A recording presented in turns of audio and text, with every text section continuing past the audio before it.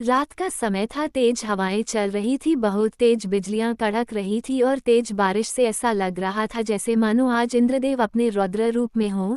इतनी तेज बारिश और तेज हवाओं के बीच एक लड़का पहाड़ी पर खड़ा नीचे खाई की ओर देख रहा था, और आश्चर्य की बात तो ये थी, इतनी तेज बारिश और तेज हवाओं के बीच वो लड़का ज्यों का त्यों खड़ा बस नीचे खाई की ओर ही देख रहा था।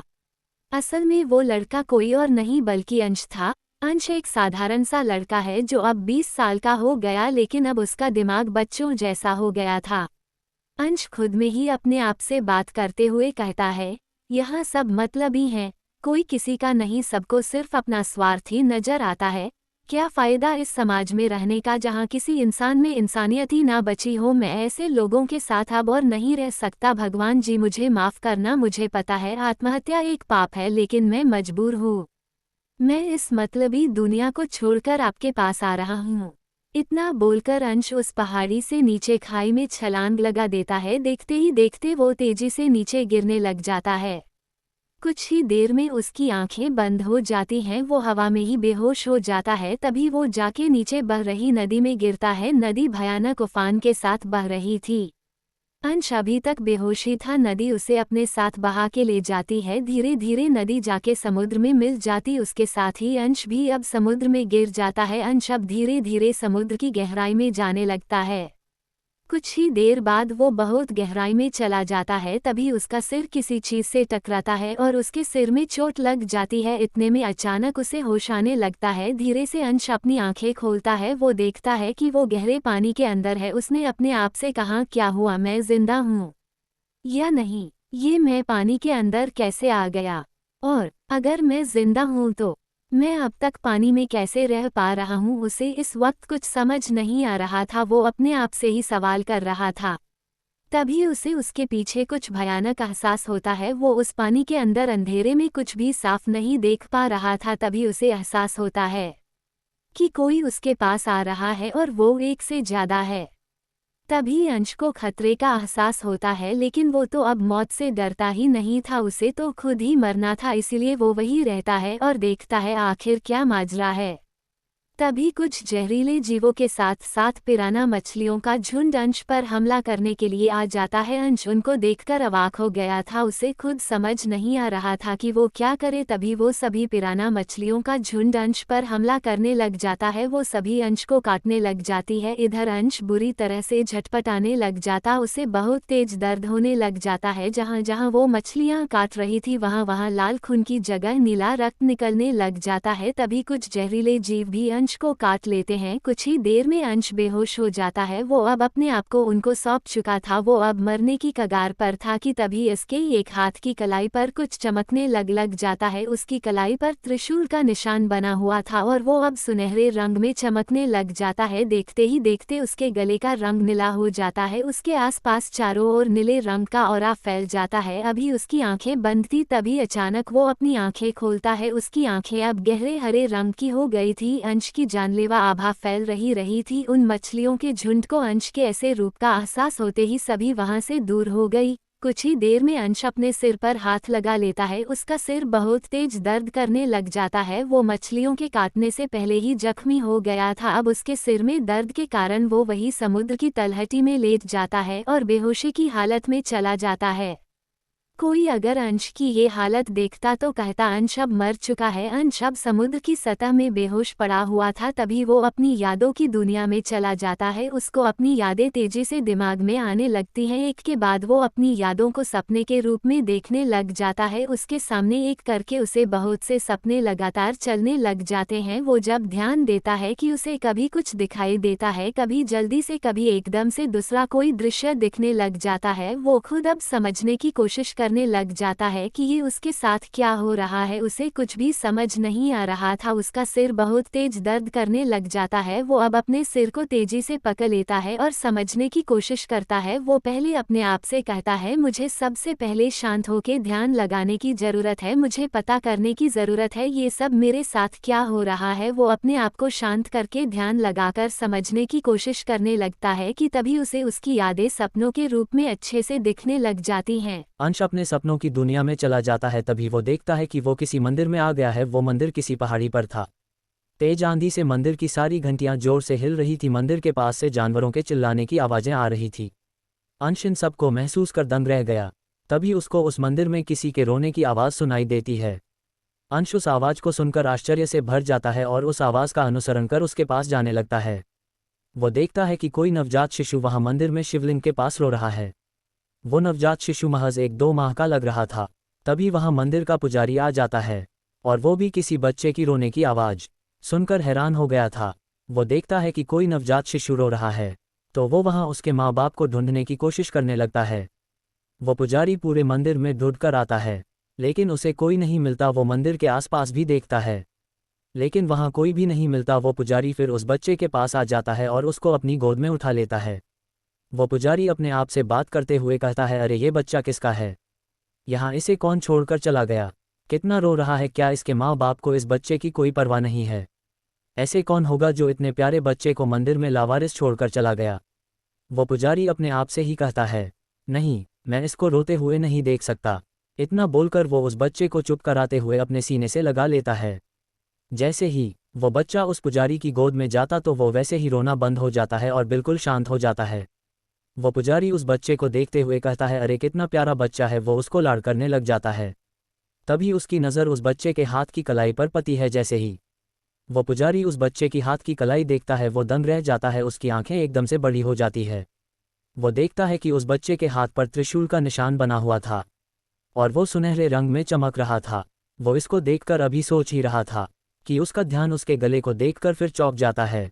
उस बच्चे का गला बिल्कुल नीला था। उसके गले में एक लॉकेट लटक रहा था जिस पर एक सांप की आकृति बनी हुई थी। वो पुजारी अपने आप को शांत करते हुए कहता है, हे भगवान, कि कैसा असाधारण बच्चा है। इतनी छोटी उम्र में इसका गला इतना ज़्यादा नीला कैसे हो गया? क्या इसको किसी ने विष दिया है? लेकिन इतने छोटे बच्चे को मारकर किसी को क्या ही मिलेगा? वो पुजारी अभी अपने आप से ही सवाल कर रहा था, तभी वो देखता कि वो बच्चा उसकी गोद में उसे ही देखकर मुस्कुराने लगता है। जब वो पुजारी उस छोटे बच्चे को हंसते हुए देखता है तो उसको उसमें अपना बच्चा नजर आने लगता है। उस पुजारी उस बच्चे को खुश देखकर अपने सारे सवाल भूल जाता है और अपने आप से कहता है, मैं इस बच्चे की परवरिश करूंगा। क्या हुआ जो इसके माँ बाप इसे अकेला छोड़कर चले गए, तो मैं आज से इसका बाप भी हूँ और इसकी माँ भी। इस बच्चे को कभी किसी चीज़ की परेशानी नहीं होने दूंगा।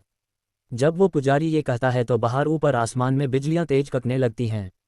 बादल गदगदाने लग जाते हैं और तेज बारिश शुरू हो जाती है, मानो प्रकृति इस बात से जश्न मना रही हो और अपनी सहमति जता रही हो।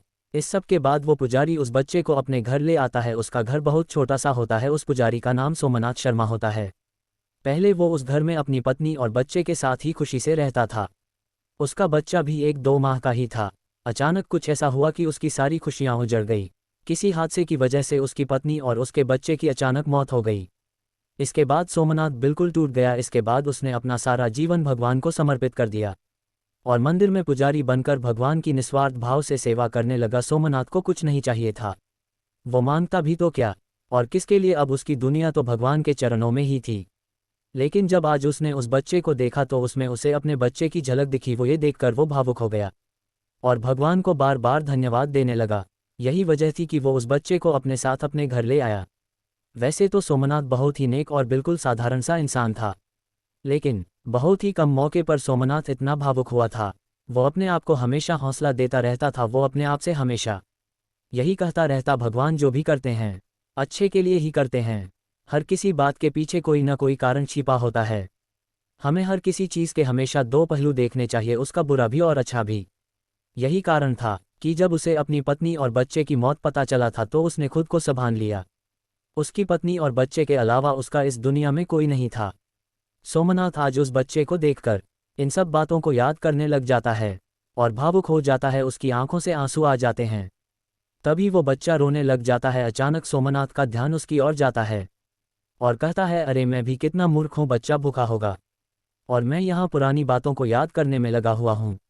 वो एकदम से उस बच्चे को हंसते हुए कहता है, बेटा तुम बस थोड़ा सा इंतज़ार करो, मैं झट से तुमको दूध गर्म करके पिलाता हूँ। सोमनाथ ने अपने घर के पीछे उसने एक गाय रखी हुई थी। वो जल्दी से गाय का दूध निकालकर उसे गर्म करके हल्के हल्के चम्मच से अंश को पिलाने लगता है। कुछ ही देर में वो बच्चा हंसने लगता है। उस बच्चे की मुस्कान बहुत ही ज़्यादा मनमोहन थी। उसकी मुस्कान किसी को भी मोह सकती थी। सोमनाथ जब उसको हंसते देखता है तो वो खुद भी बहुत खुश हो जाता है। वो फिर उसको ध्यान से देखने लग जाता है। अब उसको न तो उसका गला नीला नजर आता है और न ही उसको उस बच्चे की कलाई चमकती दिखती है। उसके गले का लॉकेट और कलाई निशान अभी तक वैसे ही थे। सोमनाथ खुद से कहता है शायद मुझे उस वक्त कोई बहम हुआ होगा। तभी उसकी गाय तेज आवाज करती है। सोमनाथ तभी उसे देखने जाता है। वो देखता है कि उसकी गाय ने अभी अभी एक बहुत प्यारे बछड़े को जन्म दिया है। सोमनाथ के घर अभी उस छोटे बच्चे के आने की खुशी ही थी। अचानक उसकी गाय ने भी बछड़े को जन्म दे दिया। सोमनाथ ने खुशी से कहा, आज भगवान ने सारी खुशियां मेरी ही झोली में डाल दी हैं। इसके बाद उसने कहा, हे महादेव, इन सब के लिए मैं आपका आभारी हूँ प्रभु। आपने आज इतनी खुशी मुझे दी, मैं तो धन्य हो गया। सोमनाथ ने इतना कहा ही था कि वो बछड़ा जो अभी अभी पैदा हुआ था वो धीरे से खड़ा हुआ और कभी गिरता कभी उठता। सोमनाथ ने अपनी गाय को चारा खिलाया, फिर उसकी अच्छे से देखभाल की। तभी ये सब करके वो अंदर चला आया। अंदर अंश बेड पर लेटा हुआ था। सोमनाथ उस बच्चे को देखकर कहते हैं, देखो बेटा, आज हमारे घर में तुम्हारे साथ साथ नया मेहमान भी आ गया। सोमनाथ अंश से कहता है, अपनी गौरी, उसकी गाय ने आज एक बहुत प्यारे बछड़े को जन्म दिया है। वो बच्चा ये सुनकर खुश हो जाता है और मुस्कुराने लग जाता है। सोमनाथ उसकी हंसी देखकर फिर से भाव विभोर हो जाता है। तभी अचानक उसके घर के दरवाजे से आवाज आती है। सोमनाथ देखता है कि वो बछड़ा उसके घर के अंदर आ गया है और सीधा उस नवजात शिशु के पास आकर उसके पास बैठ जाता है। सोमनाथ ये देखकर हैरान रह जाता है। वो कहता, अभी तो मैं इसको बाहर छोड़कर आया था, ये अचानक यहाँ कैसे आ गया। तभी सोमनाथ की खिड़की दरवाजे हिलने लगते हैं। तेज आंधी शुरू हो जाती है। सोमनाथ कहता है, लगता है तूफान आने वाला है। इतना कह के वो बाहर देखने लग जाता है, आखिर क्या हो रहा है। तभी वो देखता कि आसमान में काले बादल छा रहे थे, बिजलियां कड़क रही थी और तेज हवाओं से मौसम खराब हो गया था। तभी वो अंदर आकर कहता है, आज तो लगता है काफ़ी तूफानी बारिश होने वाली है। इतना बोलकर सोमनाथ कुछ सोचते हुए कहता है, बाहर गौरी इतनी ठंड में कैसे रहेगी। वो अभी अभी माँ बनी है, कहीं वो बीमार ना हो जाए। वो एकदम से बाहर भागता है और अपनी गाय को भी अंदर ले आता है और कहता है, अब ठीक है, आज हम सब यही साथ में रहेंगे। सोमनाथ का दिल बहुत साफ था। वो इंसानों और पशुओं में ज़्यादा फर्क नहीं करता था। वो जानवरों को भी इंसानों के जैसे ही प्यार करता था। तभी सोमनाथ देखता है कि उस बच्चे की कलाई फिर से सुनहरे रंग में चमकने लग जाती है और उसका गला नीला हो जाता है। इन सब के बाद भी वो बच्चा उस गाय और बछड़े की ओर देखकर बस हल्का हल्का मुस्कुरा रहा था। सोमनाथ अपनी आंखों को साफ करते हुए उस बच्चे के हाथ निशान को देखकर कहते हैं, ये तो त्रिशूल का निशान है। मुझे सच में कोई बहम तो नहीं हो रहा। इसके लिए वो अपने हाथ पर चुटी काटते हुए कहता है, नहीं नहीं, ये सब हकीकत है। वो खुद सोचता हुआ कहता है, इसका मतलब इस बच्चे पर सच में महादेव का आशीर्वाद है। ये बच्चा सच में असाधारण है। इतना कहकर वो कहने लग जाता है, अरे मैंने तो अब तक इसका नाम ही नहीं रखा। सोमनाथ कुछ सोचने के बाद कहता है, इस बच्चे महादेव के मंदिर से मिलना। और इन सब घटनाओं को देखकर ऐसा लगता है जैसे महादेव खुद ही इस बच्चे के रूप में मेरे घर आ गए हो या फिर अपने किसी अंश या अवतार को भेजा हो। इतना कहकर सोमनाथ खुशी से उस बच्चे को देखकर कहते हैं, आज से मैं तुमको अंश कह के बुलाऊं तो कैसा रहेगा? क्या तुमको ये नाम अच्छा लगा? वो बच्चा बहुत खुश हो जाता है और हंसने लग जाता है। सोमनाथ ने मजाक में कहा, आज तो ऐसा लग रहा है जैसे हमारा घर ही कैलाश बन गया। महादेव के साथ नंदी महाराज भी आ गए। उसने गाय को देखकर कहा, चलो अब तुम्हारे बछड़े का भी नाम रख देते हैं। वो बछड़े को देखकर कहता है, नंदू नाम कैसा रहेगा? क्या तुमको ये नाम पसंद आया? बछड़े ने खुशी जाहिर करते हुए सोमनाथ के पैरों को अपनी जीभ से चाटना शुरू कर दिया। सोमनाथ ने कहा, चलो ठीक है, अब सब सो जाते हैं। इतना कहकर सोमनाथ अंश को उठाकर उसके बिस्तर पर ले जाने वाला था कि वो देखता अंश के हाथ का निशान अभी भी चमक रहा था। सोमनाथ अपने ही मन में कहता है, अगर ये निशान सबके सामने आ गया तो ये अंश के लिए खतरा बन सकता है। ना जाने उसके इस निशान को चमकता देख कौन उस पर एक्सपेरिमेंट करने की सोचने लगे। बिना वजह ही उसको इसकी वजह से आगे परेशानी हो जाएगी। बिना किसी बात ही इसके ना जाने कितने शत्रु बन जाएंगे। इतना कहकर वो अपने आप से फिर कहता है, नहीं नहीं, मैं अंश को किसी भी मुसीबत में पने नहीं दे सकता। लेकिन मैं ऐसा क्या करूं जिससे ये निशान भी सबके सामने ना आए और अंश कभी इसके बारे में पूछे भी ना। तभी वो कुछ सोचते हुए कहता है, हाँ, इससे बात बन सकती है। अगर मैं ऐसा करूंगा तो ना तो अंश कभी सवाल करेगा और ना ही उसका ये निशान सबके सामने आएगा। इतना कहकर वो खुशी से उसको बेड पर सुला देता। उस तूफानी रात वो सभी एक साथ ही सोते हैं। अगली सुबह सोमनाथ सबसे पहले गौरी को उसकी जगह बांध कर आता है। उसके साथ ही उसके बछड़े नंदू को उसके साथ ले जाता है। वो उनको चारा डालता है। इसके बाद वो गाय का दूध निकालकर अंदर आ जाता है। वो बछड़े को बाकी का दूध पीने के लिए उसके पास खुला छोड़ देता है। बाद में सोमनाथ अंदर आकर अंश को देखता है, वो अभी तक सो रहा था। सोमनाथ खुशी से कहता, अच्छा है अंश अभी नहीं उठा, ये उठता है उससे पहले इसके लिए दूध गर्म कर देता हूँ। इतना बोलकर सोमनाथ अंश के लिए दूध गर्म करने लग जाता है। तभी अंश भी उठ जाता है और वो उठते ही रोने लग जाता है। सोमनाथ अंश को गले लगाकर उसे चुप कराते हुए कहता है, अरे अंश बेटा रोना मत, अभी तुम्हें दूध गर्म करके पिलाता हूँ। सोमनाथ अंश को कुछ देर बाद दूध पिला देता है। बाद में सोमनाथ अंश को मंदिर अपने साथ ही ले जाता है। वो अपने मन में कहता है, हो सकता है कोई अंश को ढूंढने आए। इतना कहकर वो अंश को लेकर मंदिर चला जाता है, लेकिन वहां उसको ढूंढने कोई नहीं आता है। ऐसे ही बहुत से दिन बीत जाते, धीरे धीरे समय बीतने लग जाता है। अब तक अंश 3 साल का हो गया था। वो पढ़ने में रुचि लेने लगा था। सोमनाथ उसे सामान्य ज्ञान के साथ साथ सामाजिक बातें भी सिखाने लग जाता है। सोमनाथ अंश की पढ़ाई के प्रति रुचि को देखकर खुश हो जाता है और उसे धीरे धीरे किताबें पढ़ना सिखाता। वो हिंदी के साथ साथ संस्कृत भी सिखाने लग जाता है। वो अंश को मंत्रों के साथ उसे भगवान के बारे में भी बताता था, जिससे अंश भी महादेव का भगत बन गया और महादेव की सेवा करने लगा। अंश अब धीरे धीरे वेदों और पुराणों को पढ़ने लगा। लगातार वो कुछ भी पता तो आकर सोमनाथ से उसके बारे में बात करता। अगर उसके मन में कोई सवाल होते तो वो सोमनाथ से पूछता। ऐसे ही एक दिन अंश भगवान शिव की प्रतिमा को ध्यान से देख रहा था। सोमनाथ ने अंश से मजाक में पूछा, अंश बेटा आज तो तुम महादेव को बड़े ही ध्यान से देख रहे हो, कोई बात है क्या? अंश ने कहा, पापा भगवान शिव के गले में हमेशा सांप क्यों होते हैं और शिवलिंग के पीछे क्या कारण है? सोमनाथ ने हंसते हुए कहा, अच्छा तो तुम इतनी देर से ये बात सोच रहे थे? अंश ने मासूम सी आवाज में फिर कहा, बताओ ना पापा, भगवान शिव के गले में हमेशा सांप क्यों रहते हैं और शिवलिंग के पीछे का क्या कारण है? सोमनाथ ने कहा, इसके पीछे भी कारण है अंश बेटा। शास्त्रों में लिखा है कि जब इस ब्रह्मांड में कुछ नहीं था तब महादेव एक ऊर्जा के रूप में विद्यमान थे। तब उसी ऊर्जा से एक अनंत ऊर्जा स्तंभ का निर्माण हुआ। महादेव तो खुद ही अनादि है, उनका ना कोई जन्म है ना कोई अंत, वो खुद ही अनंत हैं। उनसे ही सब कुछ आरंभ है और उनसे ही अंत है। जिस ऊर्जा से वो ऊर्जा संतप बना, उसी ऊर्जा के केंद्र से भगवान विष्णु प्रकट हुए और भगवान विष्णु की नाभि से भगवान ब्रह्मा प्रकट हुए। तभी भगवान विष्णु और भगवान ब्रह्मा एक दूसरे को देखकर कहते हैं, उनमें से पहले कौन आया है? भगवान ब्रह्मा कहते हैं, मैं ऊपर हूँ इसीलिए मैं पहले आया हूँ। भगवान विष्णु कहते हैं, आप मेरी नाभि से निकले हो इसीलिए पहले मैं आया हूँ। दोनों आपस में इस बात पर विवाद करने लग जाते हैं। तभी उस ऊर्जा संतप से आवाज आती है, अगर तुम दोनों में से जो भी पहले इस ऊर्जा संतप का छोर देख लेता है तो उसी को माना जाएगा वो पहले आया था। इतना सुनकर भगवान ब्रह्मा उस ऊर्जा संतप के छोर को देखने के लिए ऊपर उड़ान भर देते हैं और भगवान विष्णु उस ऊर्जा संतप के छोर को देखकर के लिए नीचे उड़ान भर देते हैं।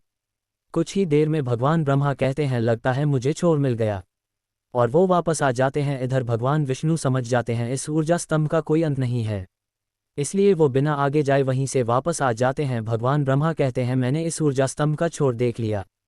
तभी उस ऊर्जा संतप से आवाज आती है, तुम झूठ बोल रहे हो। और गुस्से में उस ऊर्जा संतप से एक फरसा निकलता है और भगवान ब्रह्मा के एक सिर को काट देता है। और उस ऊर्जा संतप से आवाज आती है कि तुम भगवान होते हुए भी धरती पर नहीं पूजे जाओगे, यही दंड है तुम्हारे इस झूठ का। भगवान ब्रह्मा जब प्रकट हुए थे तब उनके 5 सिर थे, एक कटने की वजह से अब बस 4 ही बचे। तभी भगवान ब्रह्मा माफी मांगते हुए कहते, मुझे माफ करना प्रभु, लेकिन मैंने वहां एक शंख को देखा तो मुझे लगा वो ही इसका छोर होगा, मुझसे गलती हो गई, मुझे माफ कर दो। उस ऊर्जा संतप से आवाज आती है, अगर तुमको अपनी गलती का एहसास है तो मैं आपको इस ब्रह्मांड के निर्माण का कार्य सौंपता हूँ। मैं तुमको इस ब्रह्मांड की उत्पत्ति करने का वरदान देता हूँ। तभी भगवान विष्णु कहते हैं, मुझे क्या करने होगा प्रभु? उस ऊर्जा संतप से आवाज आती है, मैं तुमको ब्रह्मांड में संतुलन बनाए रखने और उसकी सुरक्षा की जिम्मेदारी देता हूँ। तभी वो दोनों उस ऊर्जा संतप से हाथ जोड़कर कहते, आप हमें साक्षात दर्शन दे प्रभु, हम आपको देना चाहते। तब उस ऊर्जा संतप में से भगवान शिव प्रकट हुए। भगवान शिव ने कहा, मैं इस दुनिया में संतुलन बनाए रखने और नई दुनिया बनाने के लिए पुरानी दुनिया को तबाह करता रहूंगा। सोमनाथ इतना कहकर थोड़ा रुका और फिर से कहने लगा, अंश बेटा, जैसे भगवान ब्रह्मा को सृष्टि का निर्माण करता कहते हैं, द गॉड ऑफ क्रिएटर, और भगवान विष्णु को सृष्टि का पालनहार कहा जाता है, द गॉड ऑफ प्रोटेक्टर, वैसे ही भगवान शिव को सृष्टि का विनाश करता कहा जाता है, द गॉड ऑफ डिस्ट्रॉयर। और शिवलिंग का रहस्य यही है कि शिवलिंग भगवान शिव का निराकार स्वरूप है, वो अनंत ऊर्जा स्तंभ का रूप है। अंश ने कहा, अच्छा तो ये बात है, तो भगवान शिव के गले में हमेशा सांप क्यों रहते हैं? सोमनाथ कहता है, वो सांप भगवान वासुकी है, नागों के राजा शेषनाग के भाई भगवान शिव के गले में भगवान वासुकी हैं। और क्यों है इसके पीछे भी एक कहानी है, वो मैं तुम्हें बाद में बताऊंगा। इतना कहकर वो अंश को पने लिए बोलकर शिवलिंग पर जल चढ़ाने के लिए जल भरने चला गया। जब सोमनाथ वापस आकर जल चाहने लगा तो अंश ने कहा, हम शिवलिंग पर जल क्यों चाहते हैं? अंश का सवाल सुनकर सोमनाथ ने हंसते हुए कहा, तुम सब कुछ आज ही जानना चाहते हो क्या? चलो ठीक है, बताता हूँ। भगवान शिव को हमेशा शांत और शीतल रखने के लिए हम जल चाहते हैं। अंश ने इसके बाद बहुत से सवाल पूछे। फिर शाम को वो घर आ जाते हैं और सुबह मंदिर में आ जाते हैं। अंश अब हर रोज कुछ न कुछ सोमनाथ से पूछता रहता। सोमनाथ भी अंश के सवालों के जवाब अंश को देते रहता।